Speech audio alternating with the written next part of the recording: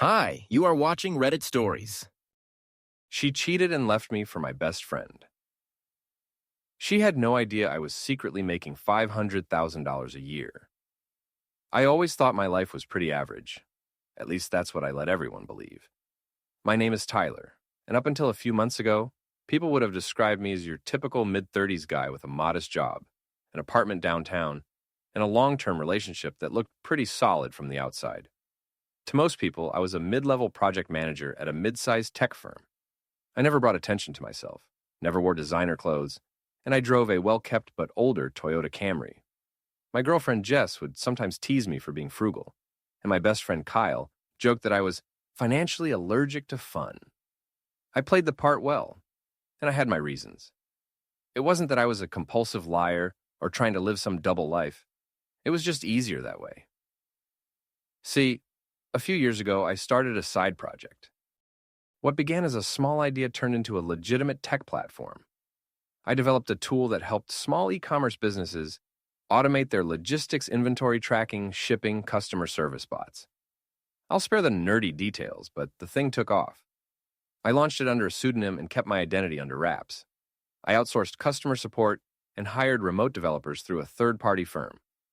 It grew fast, and by the second year, I was clearing over $500,000 annually. I could have quit my day job, sure, but I didn't. I liked the cover. It gave me a way to stay grounded while I figured out what I wanted. Jess didn't know. Kyle didn't either. Not even my parents. I kept that world hidden. I didn't even change my lifestyle. No flashy watches, no big purchases, no hint of the financial windfall that came pouring in month after month. I thought I had it all under control. Jess and I had been together for 4 years. She was warm, funny, and smart when she wanted to be, but over the past year, something started to shift. The small things first, more nights out with her friends, less physical affection, and always glued to her phone. I chalked it up to stress. She was trying to get promoted at the law firm she worked at, and she was putting in long hours, or so she said. I trusted her, probably more than I should have. And then there was Kyle, my so-called best friend since college. We bonded over dumb jokes, poker nights, and late-night bar crawls in our 20s. He was the kind of guy who could talk his way into and out of anything, always chasing some hustle. Last I heard, he was trying to become an influencer posting videos of motivational quotes and fitness routines, despite having a dad bod and the attention span of a squirrel. He didn't work much, or at all, really. I lent him money once. Just a few $100 for rent a couple years ago. He never paid me back. I let it slide. I always believed in helping out a friend in need. Looking back now, I realize I ignored the signs. The way Jess would laugh a little too hard at Kyle's dumb jokes, how she started inviting him to our weekend plans more often. At first, it didn't bother me. He was my friend. I figured she was just being friendly. One Friday night, Jess said she was going to a work happy hour. I decided to stay in, ordered some wings, and dove into updating my platform's codebase. Around midnight, I realized she still wasn't home. I called her no answer. I texted nothing. Eventually, I gave up and went to bed. The next morning, she waltzed in around 10 a.m., still in the same dress she'd worn the night before. Her hair was a mess. She smelled like stale perfume and vodka. I asked if she was okay, and she gave me some excuse about crashing at a coworker's place because she drank too much. I nodded, pretending to believe her, but something inside me clicked. I wasn't going to confront her, not yet. But I was done being naive. I started watching more closely, installed a keylogger on her laptop, not proud of it, but I needed the truth. Set up a GPS tracker on her car. Monitored her messages when I could. What I found gutted me. She wasn't going to work happy hours. She was meeting Kyle, hotel rooms, bars, and neighborhoods neither of them normally visited. I even found a string of messages, explicit ones, that confirmed everything I feared. And the worst part? They talked about me like I was some charity case. A boring nobody who didn't get Jess anymore. Kyle even joked that I was basically her wallet with a pulse. I felt like I was in a movie, betrayed by the two people I trusted most. But I didn't lose it. I didn't scream. I didn't even cry. I just went still. That's when I decided they were going to pay. I wasn't going to beg for her back. I wasn't going to expose them in some dramatic public confrontation. No, I was going to play the long game.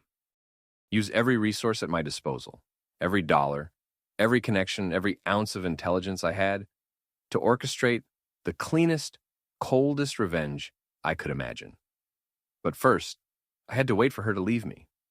I knew it was coming, and when she did, I'd be ready. It happened on a Sunday. The sun was out, the breeze smelled like summer, and Jess made pancakes like everything was fine. I sat there across from her, chewing slowly, sipping my coffee, watching the woman who had been lying to my face for months talk about how she might want to take a solo trip soon to clear her head. I gave her the out. I looked up and told her calmly, "If you're not happy, you don't have to stay." She blinked at me, caught off guard. For a moment, she didn't say anything. Then it all spilled out. Some half-hearted story about how things had felt different, how we had grown apart, how she needed to find herself. The usual script. She looked guilty, but not broken, like she'd rehearsed this. I asked her one question. "Is there someone else?" She hesitated. That half-second pause was all I needed. She shook her head, said no. Lied again. I nodded, stood up, and started cleaning my plate. She asked if I had anything to say. I told her I hoped she finds what she's looking for.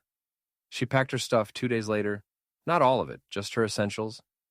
She said she'd come back for the rest once things settled down. I told her I'd box everything for her. I was calm, unbothered. That seemed to confuse her. She left. I watched her car pull out of the driveway. She didn't know I had watched the GPS tracker log the address she went to next. Kyle's apartment. I didn't even flinch, because now I was free to act. The first thing I did was clean house. I removed every trace of Jess from my home, photos, clothes, the stupid scented candles she liked, her spare toothbrush. I tossed everything in storage bins and had them couriered to Kyle's place. No note, just a clean break. Then I made a to-do list, lock down my assets, prepare the social detonation, leverage what I knew about Kyle, initiate phase 1 of financial dominance, enjoy the show. Let's start with the first part. Nobody in my circle knew about my company. I'd created it under a Delaware LLC, registered anonymously with a business mailing address in a co-working space I never visited. My finances ran through a set of linked business accounts, and my personal bank looked like I was living paycheck to paycheck. Jess used to joke that I had the financial energy of a high school math teacher. She wasn't wrong. Intentionally so. I hired a lawyer top tier, discreet, set up a trust, moved the company's intellectual property into a holding firm I controlled, created backup plans, backups of the backups, and ensured no one could touch a cent without a paper trail a mile long. Next came social detonation. I didn't need to out them yet. That would come later, but I wanted them isolated, slowly. I started with Kyle's influencer, Brand. He had a small but growing following, about 80,000 people on Instagram, and a few YouTube videos with clickbait thumbnails like Top 5 Habits That Changed My Life and How I Went From Broke to Beast. It was all fake, of course, but I had receipts. Back when we were closer, Kyle had asked for help designing his website and backend store. I agreed and stupidly let him log into my dev environment a few times to learn. What he didn't realize was that I had server logs and timestamps of every file he tried to copy, including one document he used word for word in his paid ebook. It was mine. I drafted a DMCA takedown, anonymous, legally valid, and thorough. Sent it to every platform he used. Within 48 hours, his website was offline. His ebook was gone. He posted a teary video about haters attacking his dream, which only made things worse. Then I pulled the trigger on the podcast interview. Months earlier, a business YouTuber I followed had asked me to appear anonymously on his show to talk about stealth entrepreneurship. I declined at the time, but now I reached out. I agreed with one condition: blur my voice and face, and let me talk numbers. The episode dropped on a Tuesday, titled, How This Anonymous Guy Built a 500,000-Year Business with 0 employees. It blew up. Reddit, Twitter, startup communities. Everyone wanted to know who I was. I dropped subtle, cryptic hints in the interview, things only someone who knew me personally would recognize. Jess and Kyle would connect the dots, eventually. And that was the point. 2 days later, Kyle messaged me for the first time since Jess left. The message was short. "Bro, can we talk?" I didn't reply. Then I got a call. Unknown number. I answered. It was Jess. She sounded nervous. Asked if we could meet. Said she had something she needed to clear up. I told her I was busy. She asked when. I said maybe next week. She paused. Then she asked if I'd seen that podcast going around. I smiled silently. Said yeah, it was interesting stuff. She was quiet again. That's when it started to sink in for her. The man she thought was a loser, the boring, frugal guy she cheated on, might not be what he seemed. And she had no idea just how deep the rabbit hole went. Because phase 3, that's when it got personal. I knew Jess was unraveling when she showed up at my door 3 weeks later. No call, no warning, just that familiar knock. I opened it calmly. She looked tired, less polished than usual. Hair tied back, no makeup, eyes puffy. She gave me this forced smile, like nothing had happened. Like we were still a couple just going through a weird patch. I stepped aside. Let her in. Why not? She looked around. The apartment was cleaner, colder, emptier. Her stuff was gone, obviously, but the energy had changed too. I let the silence stretch. She tried to start small talk. Asked how I'd been. I told her I was good. She nodded. Looked like she was struggling to figure out how to ask what she really came for. So I helped her out. "You here to talk about the podcast?" She gave a soft laugh, fake as hell. Said she couldn't help but notice how much the anonymous guy sounded like me. I shrugged. "Crazy coincidence," I said. "Guy must be doing all right, though." She bit her lip. I could see the wheels turning in her head. She didn't know what to say, whether to admit she left a guy making $500,000 a year. For someone who lived off vibes and expired protein powder, that silence, that was the sweet spot. I told her I had a meeting in 20 minutes.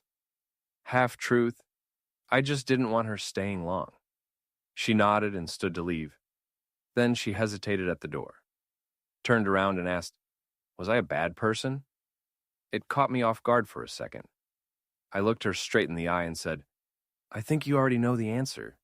She left without saying another word. That was the last time I saw her in person. Now it was time for the next move. Kyle. See, Kyle was always the kind of guy who floated, lived off favors, couch surfed when rent was due, had a new get-rich-quick scheme every month. He thrived off perception. His little influencer bubble was everything to him. And now, it was crumbling. A week after the takedown notices, I reached out to one of the YouTubers he was trying to collab with, someone I'd quietly sponsored before.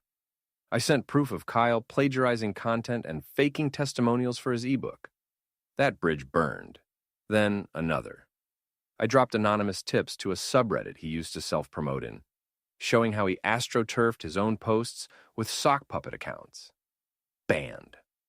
One by one, his fake persona unraveled. And through it all, I never said a word directly to him. He tried messaging me 5 times, all ignored. Then a 6th came in. "I need to talk. Not about Jess, just man to man." I didn't reply. Because now it wasn't about Jess or Kyle. It was about legacy. I started living differently, but quietly. Rented a new place, top-floor loft with glass walls and a balcony overlooking the skyline. Hired a private chef for my weekly meals. Subscribed to a luxury concierge service. I flew out to conferences under a pseudonym, networked with other stealth founders, invested in 3 startups through a shell firm I built just for fun. Still no Instagram. Still no bragging, just power and silence. But I wasn't done yet. I launched a mentorship platform. Anonymous again, invite only. I called it Gray Room, a digital underground for other high-net stealth entrepreneurs. Word spread. I curated the users, gave them value, Let them share their own stories, swap skills, invest in each other's ideas. Within 2 months, it was generating another 40,000 a month. Why? Because people crave authenticity in a world full of flexers like Kyle. I never planned to be a revenge guy. But now that I was here, I realized revenge wasn't about pain, it was about permanence. So when I got the email from Jess, I knew we'd reached the turning point. It read, Subject, I miss you, A. I've been thinking about everything. I made a huge mistake. Things with Kyle didn't work out. It wasn't what I thought it would be. I see now how much I took you for granted. Can we talk? Just once? Even just coffee? I'm sorry. Jess. I stared at that message for a long time. She thought this was the part where I'd gloat, where I'd rage. Maybe take her back for the ego trip. But what she didn't understand was that she'd already lost, and I didn't need to say a word for her to feel it. So I replied, Jess, I wish you nothing but peace. Take care. Tyler. That was it. No anger, no venom. Just the kind of indifference that cuts deeper than hate. And in the background, my business continued to grow. My network expanded. My name, still hidden, was becoming quietly legendary in certain circles. And they had no seat at the table. Let me be clear. This wasn't about being petty. It was about shedding the parts of my life that were dead weight. Jess and Kyle taught me something important. What people say they value means nothing compared to what they show when they think you have nothing to offer.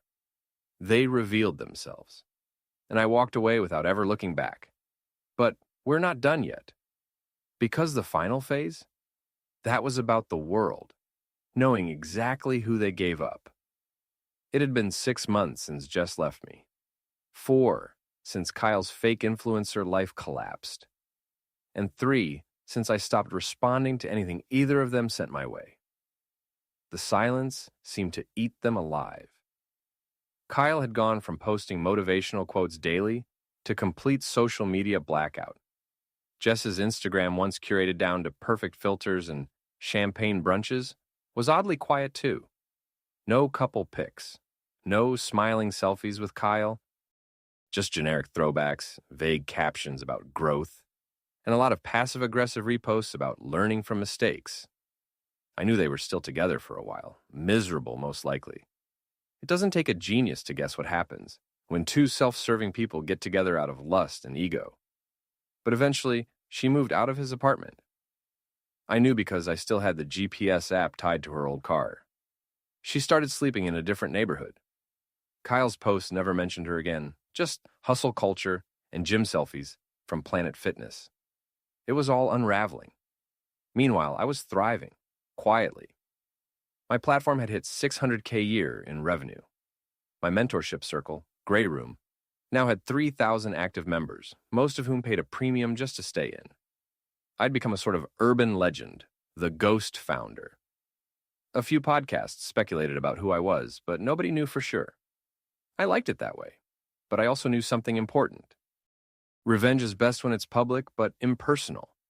I didn't want to rub anything in their faces. That would be childish. I wanted the world to know who I was, but not because of them.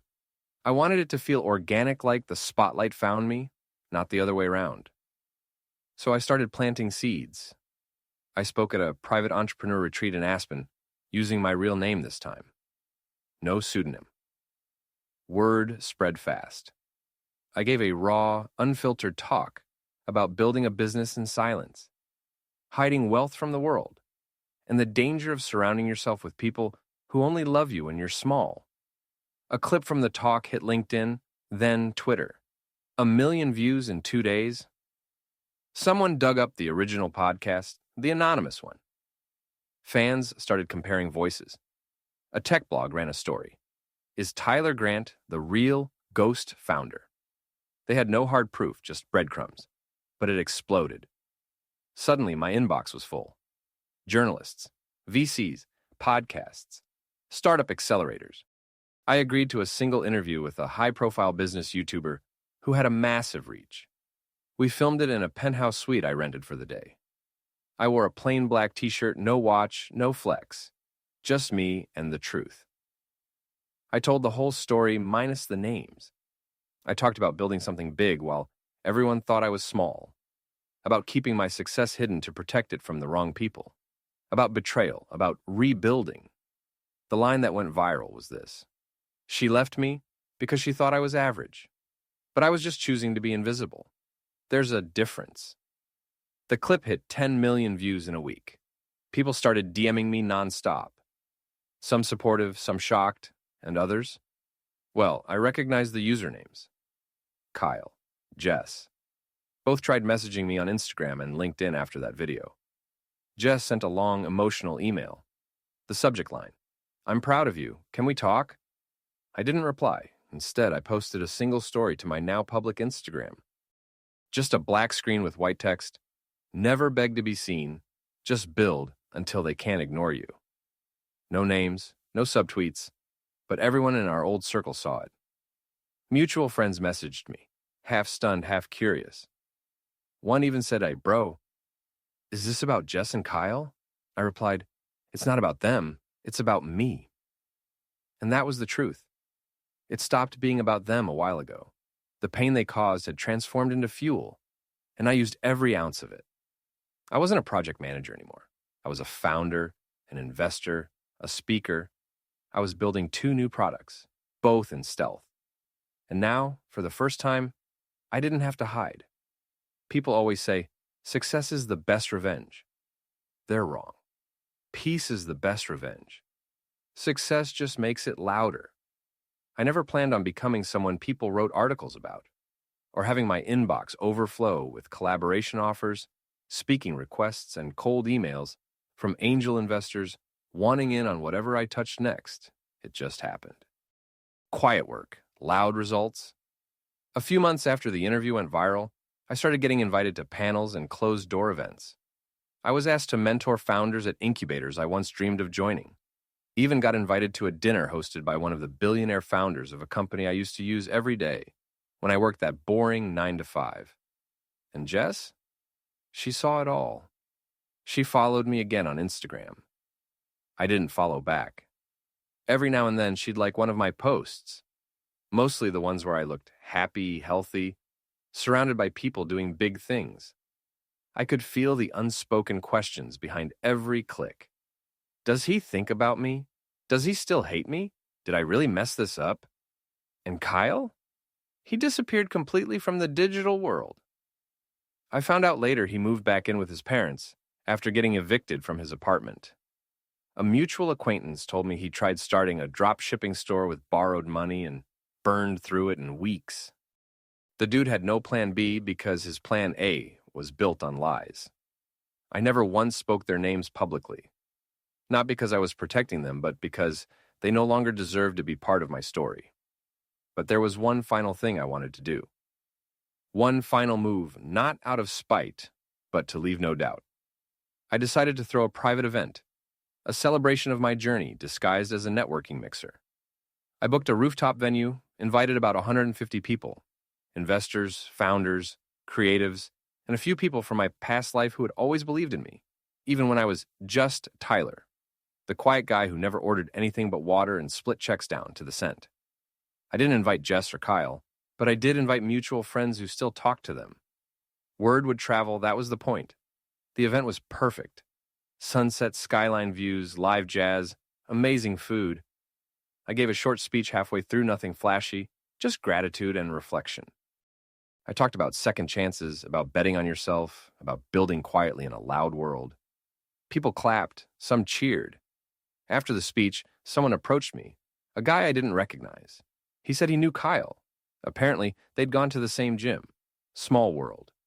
He leaned in and said, "He always told people you were lucky. Said you just got lucky with that business." I smiled, took a sip of my drink. Then I said, "Luck is when preparation meets silence." He didn't get it, but I didn't care. A few days later, I got one last email from Jess. Subject, just one thing. "Hey, I know you're probably done with me. I don't blame you. I just want to say I'm sorry, truly, for everything. It took losing you to realize what I had, and it hurts. You were never boring. You were a storm pretending to be a breeze. I'll always regret what I did. I hope you're happy. Jess, it was. Poetic, I'll admit. I read it a few times. Then I archived it. No reply, no hate, no closure given. Because I already had closure. I didn't need her apology to move on. The truth is, when someone betrays you, they expect you to collapse, to rage, to lose. When you don't, when you rise instead, it haunts them far longer than anger ever could. These days, I wake up without weight on my chest. My circle is smaller, tighter, real. I travel when I want, build what I love, and give back whenever I can, quietly, like I've always done. Some nights, I'll walk out onto my balcony, look over the city, and think about that version of me, the one who sat across the table from Jess eating pancakes, thinking everything was fine. That guy didn't know what was coming, but he survived it, and became someone even he wouldn't recognize. So if you're reading this, if you've been betrayed or broken or made to feel small, stay quiet, stay kind, build in silence, and let the world feel the absence of the person they never saw coming.